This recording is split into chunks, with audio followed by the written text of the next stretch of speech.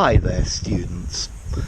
To have a blast, to have a really good time, to really enjoy yourself. So, how was the party last night? We had a blast. It was fantastic. We went on holiday. We had a blast. We really enjoyed it. Okay, this is a very informal way of saying we really enjoyed something. A blast is an explosion, yeah? So it was an explosion of fun. We had a really good time.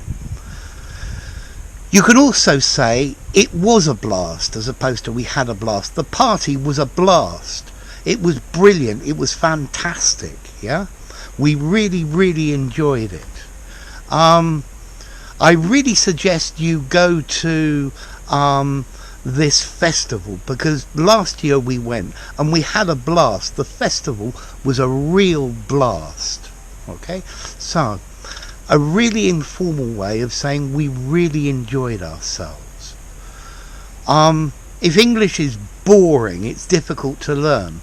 If you have a blast while you're learning English, that's a very different thing, and it probably motivates you to learn more. Notice this phrase, to have a blast, it's a blast, is very informal, so only for an informal conversation.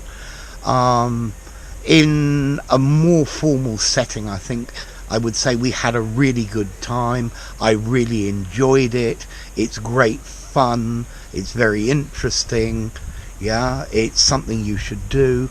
Okay, but just with it's a blast, or the video was a blast, you should see it. Keep it to informal conversations. Okay, so it's a blast. That guy is a blast. He's really funny. You should talk to him. We had a blast when we went to London. We really enjoyed ourselves. Nice simple way of doing it. Enough. If you enjoyed the video, give it a rating, subscribe to my channel, and I'll see you soon. Bye for now. To have a blast, or something is a blast.